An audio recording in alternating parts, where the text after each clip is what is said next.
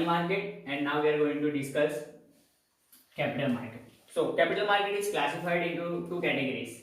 Number one, primary market, and number two, secondary market. So one by one we will understand what is the primary market, and then we will understand what is the secondary market. So first of all, what is primary market? So primary market में क्या होता है? Primary market ऐसा market है जहां पे fresh issue होता है कोई भी सिक्योरिटीज का, मतलब any security which is issued for the first time, वो प्राइमरी मार्केट, उसको प्राइमरी मार्केट बोलेंगे। मतलब उसको हम प्राइमरी मार्केट को एक और भी नाम दे सकते हैं। क्या? Primary market is also known as a new issue market. मतलब कोई भी सिक्योरिटी जब नई इशू होती है तो प्राइमरी मार्केट से होता है उसका काम। और ये new security issued for the first time, मतलब कोई भी सिक्योरिटी, जैसे कि शेयर किसी कंपनी की, जैसे कोई नई कंपनी कोई स्टार्ट हुई और नई कंपनी ने उसके शेयर इशू किए तो प्राइमरी मार्केट से इशू करेगी। और प्राइमरी मार्केट में कौन कौन इन्वेस्ट करता है, मतलब प्राइमरी मार्केट में कौन कौन इन्वेस्ट कर सकता है, हम देखेंगे। इन्वेस्टर मतलब जो शेयर हो, जो कंपनी के शेयर खरीदना चाहे, या तो डिबेंचर किसी कंपनी ने एक्सपांशन के लिए करे हो। सेकंड, बैंक्स भी इन्वेस्ट कर सकती है, जैसे सॉफ्ट बैंक ज्यादातर स्टार्टअप में इन्वेस्ट कर रही है अभी। फिर थर्ड है फाइनेंशियल इंस्टीट्यूट, मतलब कोई भी ऐसी फाइनेंशियल इंस्टीट्यूट जिसका काम है कि इन्वेस्ट करना, मतलब कहीं पे भी पैसा इन्वेस्ट करना और लोन देना, मनी लैंड करना, या फिर उनके शेयर्स बाय करना, ये सब फाइनेंशियल इंस्टीट्यूट काम करती है। म्यूचुअल फंड क्या होता है? एक ग्रुप ऑफ, मतलब वो लोगों का ऐसा एक शेयर्स का उन्होंने वैसा बनाया होता है कि एक पोर्टफोलियो बनाया होता है, उसके हिसाब से म्यूचुअल फंड इन्वेस्ट करता है। तो म्यूचुअल फंड क्या करता है? इन्वेस्ट करता है पर्टिकुलर नई जो भी सिक्योरिटीज आती है, ये म्यूचुअल फंड वाले भी इन्वेस्ट कर सकते हैं, और हम जैसे इंडिविजुअल्स भी इन्वेस्ट कर सकते हैं। तो प्राइमरी मार्केट में क्या होता है? Normally new issue of securities, and it is also known as new issue market, and new security issued for the first time. मतलब कोई भी सिक्योरिटी अगर फर्स्ट टाइम इशू होगी तो उसको प्राइमरी मार्केट में आएगा। अब सेकेंडरी मार्केट देखेंगे। सेकेंडरी मार्केट में क्या होता है? सेकेंडरी मार्केट को हम और भी दो नाम दे सकते हैं। सेकेंडरी मार्केट को हम बोल सकते हैं stock exchange and stock market. मतलब जो स्टॉक मार्केट है उसे ही हम सेकेंडरी मार्केट बोलेंगे। और सेकेंडरी मार्केट में होता क्या है? सेकेंडरी मार्केट में सिंपल, जो प्राइमरी मार्केट में जो भी इशू हुआ होता है फर्स्ट टाइम, उसको सेकेंडरी मार्केट में एक्सचेंज होता है उसका। सेकेंडरी मार्केट में जैसे कि प्राइमरी मार्केट में कोई भी शेयर इशू किए, या तो कोई भी डिबेंचर इशू हुआ, या तो किसी ने लोन लैंड की, ये सब होता है। तो जब उसका फिर से अगर उसको किसी को बाय सेल करना है, मतलब एक बार बाय कर लिया, अब उसको डिसइन्वेस्ट करना है, तो वो क्या कर सकता है? प्राइमरी मार्केट सेकेंडरी मार्केट में उसको सेल कर सकता है। और किसी को फर्स्ट टाइम अगर बाय करना हो तो भी वो सेकेंडरी मार्केट में बाय कर सकता है। मतलब कोई भी सिक्योरिटी, एग्जिस्टिंग सिक्योरिटी, मतलब कोई भी एग्जिस्टिंग मार्केट में पहले से ही सिक्योरिटी है, उसका अगर ट्रेड करना है तो सेकेंडरी मार्केट का यूज होगा। सेकेंडरी मार्केट का बेनिफिट क्या है? वो इकोनॉमिक ग्रोथ में वो करता है, इकोनॉमिक ग्रोथ में कंट्रीब्यूट करता है। और ये सब रेगुलेट कौन करता है? ये सब रेगुलेट करता है SEBI, security exchange board of India. So I think सबको पता चल गया होगा कि what is primary market and what is secondary market. Now let's see how the methods of flotation are work in primary market. मतलब कौन कौन सी methods है जिससे प्राइमरी मार्केट में हम पैसा रेज कर सकते हैं, तो उसको हम क्या बोलते हैं? Methods of flotation. सो देखते हैं कि कौन कौन सी मेथड्स है। सबसे पहला है ऑफर थ्रू प्रोस्पेक्टर। तो ऑफर थ्रू प्रोस्पेक्टर क्या है? ऑफर थ्रू प्रोस्पेक्टर में होता क्या है? ये सबसे बेस्ट, मतलब सबसे बेस्ट और मोस्ट पॉपुलर मेथड है जिससे क्या करती है कंपनी पैसा रेज करती है। कंपनी पैसा रेज करती है, उससे पहले उनको क्या करना पड़ता है? उनका जो सिक्योरिटी है, उनके जो सिक्योरिटी है उसको क्या लिस्टेड कराना पड़ता है स्टॉक एक्सचेंज में। अगर स्टॉक एक्सचेंज में वो अगर लिस्ट नहीं कराते तो वो लीगली वो लोग प्रोस्पेक्टर इशू नहीं कर सकते। और दूसरा इसका क्या है कि एक बार उन्होंने लिस्ट करा दिया, फिर इसको प्रोस्पेक्टर को इशू करने के लिए उनको क्या पब्लिक में एडवर्टाइजमेंट देनी पड़ती है, मैगजीन्स में एडवर्टाइजमेंट देनी पड़ती है, टेलीविजन पे एडवर्टाइजमेंट देनी पड़ती है। तो सही, ये सबसे बेस्ट मेथड है और सबसे मोस्ट पॉपुलर मेथड है कि जिससे क्या है, जिससे हम पैसा जनरेट कर सकते हैं। मतलब कोई भी कंपनी पैसा जनरेट कर सकती है फॉर एक्सपांशन और फॉर एस्टैब्लिशिंग अ कंपनी। तो अब देखते हैं कि दूसरा पॉइंट क्या है? ऑफर फॉर अ सेल में क्या होता है? ऑफर फॉर अ सेल मतलब इंटरमीडिएट्स होते हैं। मतलब अब हम क्या है, हमारे पास सिक्योरिटीज हमको इशू करनी है, तो सबसे पहले हमको लिस्ट तो कराना ही पड़ेगा, स्टॉक एक्सचेंज में लिस्ट कराना पड़ेगा। अब स्टॉक एक्सचेंज में लिस्ट करा है, बाद में हम क्या करेंगे? एक कोई इंटरमीडिएट्स रख लेंगे, मतलब इशूइंग हाउस रख लेंगे, या तो कोई स्टॉक ब्रोकर। फॉर एग्जांपल हम ले ले मोतीलाल ओसवाल, तो हम क्या करेंगे? मोतीलाल ओसवाल है, जैसे एंजल ब्रोकिंग है, शेर खान है, ये सब क्या है? स्टॉक ब्रोकर्स है। तो इनको हम क्या करेंगे, ऑफर फॉर सेल, मतलब उनको हम बोलेंगे तो हमारी सिक्योरिटी आप सेल करा दो, तो हम क्या करेंगे, उनको उसके बदले कुछ अंडर राइटिंग कमीशन देंगे, मतलब उनको हम कुछ कमीशन देंगे, उसके बदले हम उसको कमीशन देंगे। तो ये एक सेकंड मेथड है ऑफर फॉर सेल।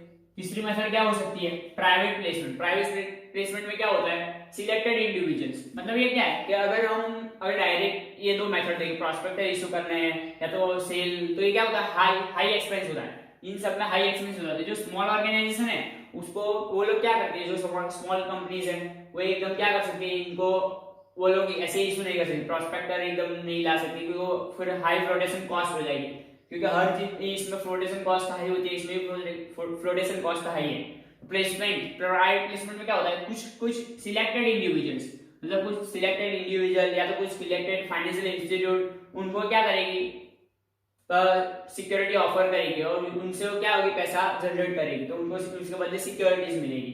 तो क्या होगा, इससे वो लेस एक्सपेंसिव, उनका लेस एक्सपेंसिव फ्लोटेशन कॉस्ट में उनको सिक्योरिटी से पैसा जनरेट हो जाएगा। अब फोर्थ देखेंगे राइट इशू। राइट इशू में सिंपल है, राइट इशू मतलब क्या है, एग्जिस्टिंग शेयर होल्डर। एग्जिस्टिंग मतलब जो पहले से ही कंपनी के शेयर होल्डर्स है, जो पहले से जैसे कि आपने किसी कंपनी में इन्वेस्ट कर रखा है, मतलब पहले से आपने इन्वेस्ट कर रखा है, सबसे पहले आपको कंपनी क्या करेगी, आपको बोलेगी क्या, according to your portion of shares you can invest in this security, मतलब कोई भी सिक्योरिटी आपको जितने शेयर्स है, जैसे कि 10 शेयर्स है, अकॉर्डिंग टू 10 शेयर वो कंपनी एक क्या है, वो कंपनी एक उसके हिसाब से रेगुलेट करेगी कि रूल्स एंड रेगुलेशन के कितना इशू कर सकता है अकॉर्डिंग टू द शेयर्स जिसके पास है। तो ये राइट इशू मतलब एग्जिस्टिंग जो शेयर होल्डर होंगे उनको ही कंपनी क्या करेगी, सिक्योरिटी इशू करेगी। और आईपीओ, ई आईपीओ मतलब ये तो सबसे पॉपुलर है, बट सबसे क्या है, सब ज्यादातर लोग जानते होंगे कि आईपीओ क्या है, क्योंकि अभी इनिशियली आईआरसीटीसी का आईपीओ आ गया है, अभी एसबीआई कार्ड का आईपीओ आ चुका है। इनिशियल पब्लिक ऑफर मतलब पहली बार पब्लिक में पैसा, मतलब डायरेक्ट पब्लिक से पैसा जनरेट करना। डायरेक्ट पब्लिक से पैसा जनरेट करेंगे, मतलब अगर सिक्योरिटी शेयर इश्यू करेंगे तो डायरेक्ट पब्लिक शेयर वो बाय कर सकती है, तो आईपीओ इशू करते हैं, उसको आईपीओ बोलते हैं। और आईपीओ इशू करने से पहले उसको क्या लिस्टेड कराना पड़ता है, इसमें स्टॉक एक्सचेंज में। तो this were the methods of flotation cost which are used in the primary market. So now let's see secondary market, which is also known as stock market. So functions of stock market. So stock market क्या करता है, अब हम वो देखेंगे। First of all, functions of stock market is providing liquidity and marketability to existing security.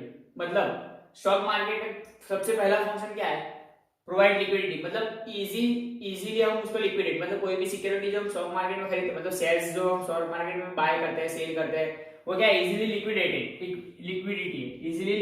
है, मतलब हम उसको आसानी से बेच सकते हैं, मतलब उसको आसानी से कैश में कन्वर्ट कर सकते हैं, मतलब इजी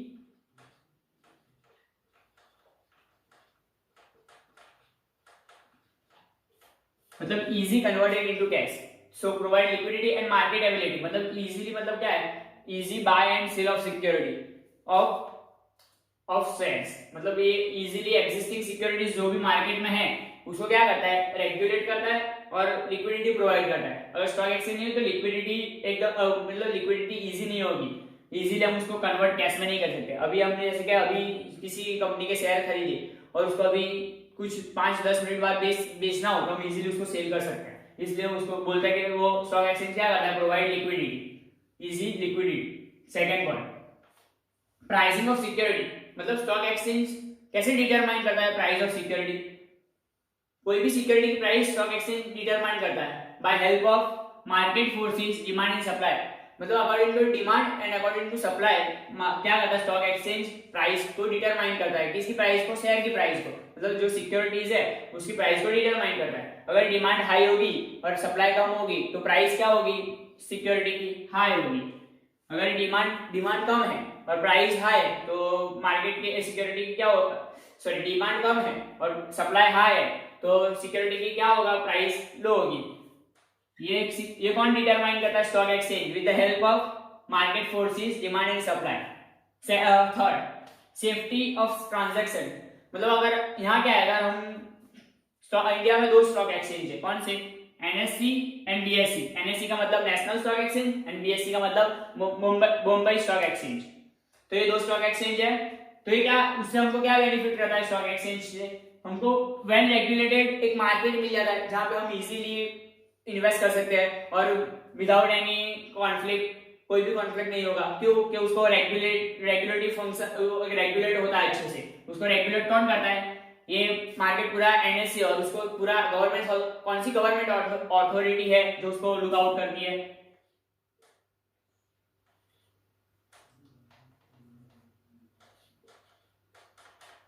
इसको कौन लुक आउट करते हैं? Security exchange board of India.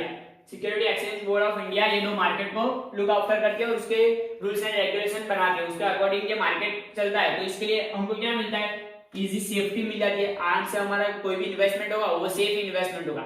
ये कौन रेगुलेट करता है? एनएससी। और ये मार्केट में कौन रेगुलेट करता है? National Security exchange board of India. अब fourth point, contribute to the economic growth. अब ये आप सोच रहे होंगे कि स्टॉक एक्सचेंज कैसे कंट्रीब्यूट करता है इकोनॉमिक ग्रोथ पे, तो मैं बताऊंगा। मोस्ट प्रोडक्टिव इन्वेस्टमेंट, मतलब मोस्ट प्रोडक्टिव इन्वेस्टमेंट मतलब जो भी पैसा है जो सेव किया हुआ है हाउस होल्ड। हमने पहले सबसे पहले वाले लेक्चर में पढ़ा था financial function, sorry financial market के सबसे वाले लेक्चर में जो हमने पढ़ा था कि जो हाउस होल्ड सेक्टर्स है वो क्या करते हैं? पैसा सेव करते हैं। तो उनका पैसा सेव है तो उससे क्या होगा? इकोनॉमिक ग्रोथ नहीं होगी, कैपिटल फॉर्मेशन नहीं होगा। तो पैसा अगर कहीं पे इन्वेस्ट होगा, अगर वो पैसा मोस्ट प्रोडक्टिव जगह पे इन्वेस्ट होगा तो उससे क्या होगा? कहीं ना कहीं इकोनॉमिक में कुछ ना कुछ ग्रोथ होगी। मतलब अभी जैसे कि पैसा अभी मैंने घर में ही रखा हुआ है, जैसे कि समझो कि जिसके भी पास सेविंग्स है वो लोग सब पैसा घर में ही रख रहे हैं, किसी जगह पे इन्वेस्ट नहीं कर रहे, तो क्या होगा? कोई भी कंपनी अच्छे से ग्रो नहीं होगी। मतलब कोई भी कंपनी अच्छे से खुद मतलब क्या होता है, कोई भी कंपनी को ग्रो होने के लिए क्या करना पड़ता है? पब्लिक से पैसा लेना पड़ता है। मतलब लार्ज स्केल पे उसको वो प्रोडक्शन करने के लिए पब्लिक से पैसा इशू करना पड़ता है। मतलब वो क्या करते हैं? शेयर इशू करते हैं। तो productive, most productive use of saving, कौन कौन हेल्प करता है इसको most productive use of saving करने में? Stock exchange. तो स्टॉक एक्सचेंज का ये फंक्शन हुआ है कंट्रीब्यूट टू इकोनॉमिक ग्रोथ, उससे हमारी इकोनॉमिक ग्रोथ होती है और कैपिटल फॉर्मेशन भी होता है। और number 5, spreading of equity cult. ये spreading of equity cult mean क्या है? स्प्रेडिंग मींस मतलब जो इक्विटी कल्ट मतलब जो इन्वेस्टमेंट है, जो इन्वेस्ट कर सकते हैं, किस किस जगह पे इन्वेस्ट कर सकते हैं, कौन सी सिक्योरिटीज है, क्या कैसे कैसे मार्केट्स है, कैसे कैसे सेक्टर्स है, कहाँ इन्वेस्ट करना बेटर है, कहाँ कितना रिटर्न आएगा, ये सब कौन बताता है? उसके हमको एजुकेशन कौन देता है उसके बारे में? इसके बारे में एजुकेशन कौन देता है? नेशनल स्टॉक एक्सचेंज और बीएससी ये हेल्प करता है। स्टॉक एक्सचेंज हेल्प करता है हमको कि हमको एजुकेशन हो कि इन्वेस्टमेंट कहाँ कर सकते हैं और हमारा पैसा कैसे ज्यादा से ज्यादा रिटर्न ऑन इन्वेस्टमेंट हमको मिल सकता है, हमारे जो इन्वेस्ट किया हुआ है वो पैसे को। तो this were the functions of a stock exchange. So now let's start objectives of SEBI. तो उससे पहले हम देखेंगे व्हाट इज सेबी। सेबी का फुल फॉर्म क्या है? Security exchange board of India. Security exchange board of India. और वो कब एस्टैब्लिश हुई थी? 12 अप्रैल 1988। और उसका काम क्या है सेबी का? कि रेगुलेट द स्टॉक एक्सचेंज और उसके फ्रेमवर्क्स बनाना सेबी का काम है, और कोई चीज ना हो ये सब काम है। तो उसका ऑब्जेक्टिव हम पढ़ेंगे कि उसका मेन ऑब्जेक्टिव क्या है सेबी का एस्टैब्लिश होने का। और ये गवर्नमेंट अथॉरिटी। तो सबसे पहले हम देखते हैं सबसे पहला ऑब्जेक्टिव क्या है? To regulate stock exchange. सबसे पहला ऑब्जेक्टिव मतलब रेगुलेट, मतलब स्टॉक एक्सचेंज अच्छे से काम करे और कोई मिसप्लेस ना हो, इसलिए पूरा सेबी लुक आफ्टर करता है स्टॉक एक्सचेंज को रेगुलरली। तो टू रेगुलेट स्टॉक एक्सचेंज सबसे पहला फंक्शन हो चुका उसका। Second, protect the right and interest of investor. Protect the rights and interest मतलब कोई भी इन्वेस्टर है उसके राइट्स है, जो भी पर्टिकुलर सेबी ने इन्वेस्टर के राइट्स लिखे हुए हैं उसके जो लिस्ट है उसके हिसाब से कोई भी उसके राइट्स वायलेट ना होने चाहिए और कोई भी इंटरेस्ट उसका वायलेट ना होना चाहिए। मतलब उसने इन्वेस्ट किया तो उसका पैसा डूब ना जाना चाहिए। मतलब उसने इन्वेस्ट ऐसे पैसे कहीं पे भी किया और वो कहीं फ्रॉड कंपनी निकली तो उसका पैसा पूरा का पूरा डूब जाएगा। तो ये सब कौन लुक आफ्टर करता है कि अगर किसी का पैसा, कोई भी इन्वेस्टर हो उसका पैसा डूबे ना, तो ये कौन लुक आफ्टर करता है? सेबी लुक आफ्टर करता है। कौन? SEBI. So second function, to protect the rights and interest of investor. Third देखेंगे to prevent trading and malpractices. To prevent trading and malpractices मतलब ट्रेडिंग होती है जो मतलब प्रिवेंट, मतलब कोई भी ट्रेडिंग ऐसी ना हो कि जिससे वो कोई पर्टिकुलर ब्रोकर या तो कोई पर्टिकुलर इंडिविजुअल क्या करे, ट्रेडिंग है मतलब प्राइस को वायलेट करने का कोशिश करे, या तो प्राइस को कम करने की कोशिश करे शेयर की, या तो प्राइस को ज्यादा करने की कोशिश करे, या तो कोई जो कोड ऑफ कंडक्ट के खिलाफ जाने की कोशिश करे। तो ये सब कौन लुक आफ्टर करता है कि वो ट्रेडिंग माल प्रैक्टिसेस ना हो, कौन सेबी लुक आफ्टर करते हैं। तो ये थर्ड ऑब्जेक्टिव ऑफ सेबी हुआ। Fourth objective of SEBI to regulate and develop code of conduct, to regulate and develop code of conduct and fair practice by the intermediators, fair practice by the intermediators. तो fourth क्या है, to regulate and develop code of conduct. तो code of conduct जो regulate करेगी, कौन regulate करेगी कि क्या कैसे वर्क होगा, एनएससी या बीएससी में कैसे वर्क होगा, स्टॉक एक्सचेंज कैसे चलेगा, उसका code of conduct rules and regulation कौन बनाएगा, सेबी बनाएगा। और उसके हिसाब से ही सबको चलना पड़ेगा क्योंकि ये गवर्नमेंट अथॉरिटी है, उसके हिसाब से स्टॉक एक्सचेंज वर्क आउट करता है, उसकी फ्रेमवर्क भी कौन क्रिएट करता है, सेबी क्रिएट करता है। और फेयर प्रैक्टिस बाय इंटरमीडिएट, मतलब जो इंटरमीडिएट है वो हाई प्राइस, हाई उनको वायलेट ना, मतलब हाईली उन पर क्या है शेयर, जैसे कि शेयर है 10 रुपए का शेयर है, और जैसे कि मैं नया इन्वेस्टर हूँ, जैसे कि फॉर एग्जांपल मैं नया इन्वेस्टर हूँ और मैं कोई इंटरमीडिएट के पास जा रहा हूँ, मतलब कोई भी स्टॉक ब्रोकर के पास जा रहा हूँ और मैं चाहता हूँ कि उससे मैं कोई शेयर खरीदूं, और वो रियली में समझो कि एबीसी लिमिटेड का शेयर है, वो कितने का है 10 रुपीज का, वो 10 रुपीज से। अब मैं चाहता हूँ कि मैं एबीसी लिमिटेड का शेयर खरीदूं, पर क्या है अब मेरे को ठीक से पता नहीं है कि एबीसी लिमिटेड का शेयर क्या है, शेयर की प्राइस क्या है, क्योंकि मैं इतना समझो कि मैं इतना एजुकेटेड नहीं हूँ और मेरे को पता नहीं कि एबीसी लिमिटेड की शेयर प्राइस क्या है। तो क्या करेगा वो मेरे से, अगर क्या करेगा 11 रुपीज ले लेगा, तो ये क्या किया उसने, वायलेट किया मेरे को, मतलब मेरे को एजुकेशन नहीं था, इस वजह से उसने मेरे को क्या किया, वायलेट किया, मतलब मेरे को जो 10 रुपए मिलना था उसने उसके 11 रुपए लिए। तो इसलिए फोर्थ फंक्शन क्या है, to regulate and develop code of conduct, मतलब कैसे काम होगा स्टॉक एक्सचेंज में वो और फेयर प्रैक्टिस वाले इंटरमीडिएट, मतलब कोई इंटरमीडिएट किसी भी इन्वेस्टर को या तो किसी भी इंडिविजुअल को चीट ना करे, उसके लिए वो लोग क्या करते हैं, एजुकेट भी करते हैं। तो this were the objectives of the SEBI. So now let's start functions of SEBI. So कौन कौन से फंक्शंस है सेबी के, दो फंक्शंस है, कौन कौन से, number 1 regulatory function and second development function, regulatory function and development function, these two are the functions of SEBI। अब regulatory functions में SEBI क्या क्या करता है वो देखेंगे। सबसे पहला रजिस्ट्रेशन ऑफ ब्रोकर एंड सब ब्रोकर्स एंड अदर प्लेयर्स, मतलब किसी को भी अगर स्टॉक एक्सचेंज में रजिस्टर होना है, किसी को भी स्टॉक एक्सचेंज में वर्कआउट करना है, किसी को भी स्टॉक एक्सचेंज में कोई भी एक्सचेंज करना है या तो कोई भी बाय करना है, फ्रेश बाय करना है, कुछ भी करना है स्टॉक एक्सचेंज में, तो सबसे पहला उसको सेबी से रजिस्ट्रेशन होना चाहिए, सबसे पहला वो सेबी से रजिस्ट्रेशन होना चाहिए। Second registration of collective investment scheme and mutual funds, मतलब कोई भी तुम नई स्कीम लाओ, मतलब कोई भी मार्केट में नई स्कीम आएगी जो जिससे हम फंड रेज, वो लोग कंपनीज फंड रेज कर सकती है, तो उसको भी सबसे पहला स्कीम को किससे रजिस्ट्रेशन कराना पड़ेगा, सेबी से रजिस्ट्रेशन कराना पड़ेगा किसी भी एक मार्केट में। Number 6 regulation of stock broker, regulation of stock broker, मतलब जो भी इंटरमीडिएट्स है, जो भी इंटरमीडिएट्स जो मार्केट में वर्क कर रहे हैं, मतलब जो भी स्टॉक एक्सचेंज में इंटरमीडिएट वर्क कर रहे हैं, जिसके थ्रू जो भी इंडिविजुअल्स है वो डायरेक्ट मनी, जो भी डायरेक्ट इन्वेस्ट कर सकते हैं एनएससी या तो बीएससी में, तो उनको रेगुलेट करना, उसको किसका फंक्शन है, सेबी का फंक्शन है। Number 4 prohibition of unfair trade practice, मतलब कोई भी अनफेयर ट्रेड प्रैक्टिस होगी उसको प्रोहिबिट करना, ये भी सेबी का एक फंक्शन है, मतलब कोई भी अनफेयर ट्रेड प्रैक्टिस ना हो, इसको क्या करेगी सेबी, प्रोहिबिट करेगी कि मार्केट में कोई भी